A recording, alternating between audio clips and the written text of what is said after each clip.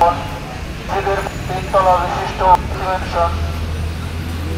পুরাতন ভবনের পাশে 3 তলা বিশিষ্ট রেকর্ড রুম ঢাকাগ্রস্ত এবং এই ঢাকা বোর্ডের বোর্ড তোলা সহ গুরুত্বপূর্ণ স্থাপনার সময়ে তারা থেকে প্রভাব থাকবেন প্রকাশ্যে এবং জনসমক্ষে ধূমপানের কোনো দিক।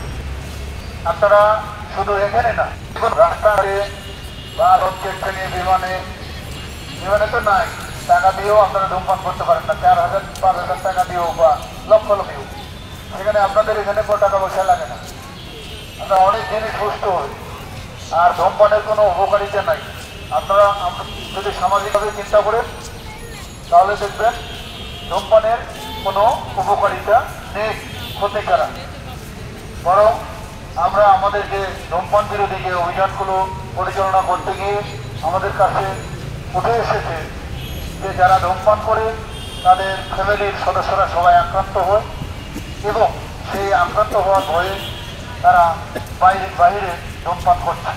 এতে করে আরও বেশি করে সাধারণ মানুষ তারা আক্রান্ত হচ্ছে।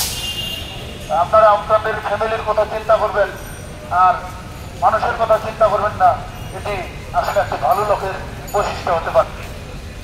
ভালো লোক যেমন তার পরিবারের সদস্যদের কথা চিন্তা করবে, ঠিক বৃহৎ যে অংশটা সেই অংশটার কথা চিন্তা করবে।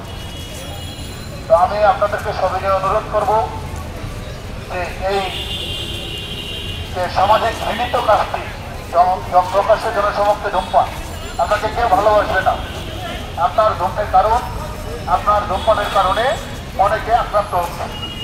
যারা ধূমপান করে না তারা এই যে ধূমপানের সিগারেটের গন্ধ কিরকম খারাপ লাগে এবং কি ক্ষতিগ্রস্ত হয়, কি ধরনের ক্ষতিগ্রস্ত হয় মানুষ মারা যাবে। তো সংবিধান এই অধিকার কাউকে দেয় না। নিজেটা আক্রান্ত হচ্ছে এবং অন্যকে আক্রান্ত করছে, এই অধিকার দেয় নাই।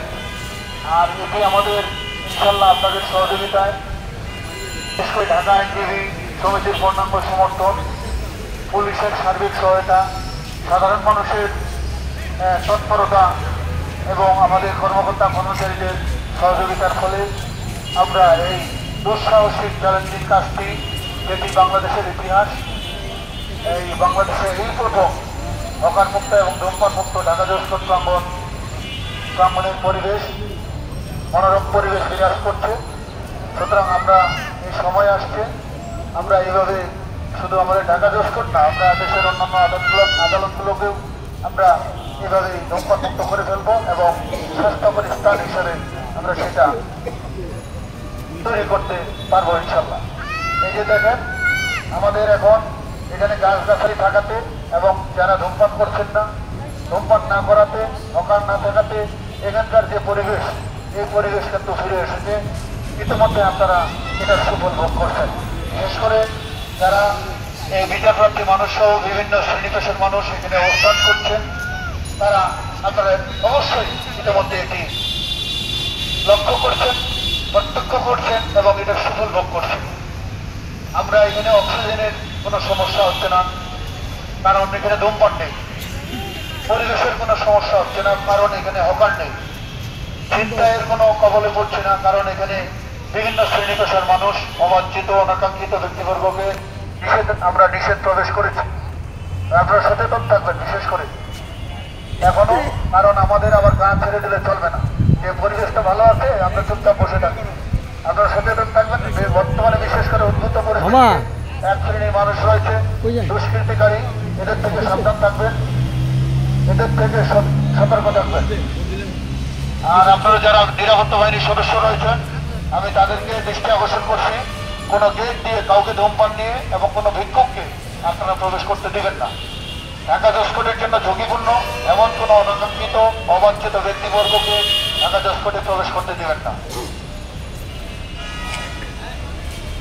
এছাড়া আপনারা নিশ্চয়ই জানেন, অনেকেই অধিকাংশ মানুষ জানেন যে দেশের এই অধস্তন আদালতগুলোর নিরাপত্তা নিশ্চিত করার জন্য আমাদের মহামান্য যে উচ্চ আদালত রয়েছে তথা বাংলাদেশ সুপ্রিম কোর্ট, আইন বিচার এবং সংসদ বিষয়ক মন্ত্রণালয়ের একাধিক পরিপত্র এবং প্রজ্ঞাপন দ্বারা এই দেশের অধস্তন আদালতগুলোর নিরাপত্তা নিশ্চিত করার নির্দেশনা রয়েছে।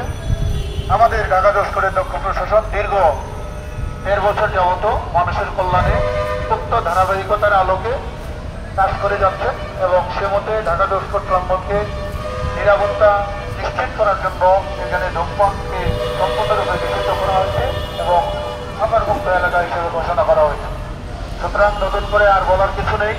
আপনারা সকলেই আমাদের এই ঢাকা জজকোর্টের অধীনস্থ সকল ভবন সহ এই ঢাকা জজকোর্টের বটতলা, দেবতী ম্যানশন ৩ তলা, রাস্তাঘাট সহ আশেপাশে বাগানের আশেপাশে এবং গুরুত্বপূর্ণ স্থাপনার সময়ে ধূমপান থেকে বিরত থাকবেন। অন্যথায় প্রচলিত আইন অনুযায়ী ব্যবস্থা গ্রহণ করা হবে।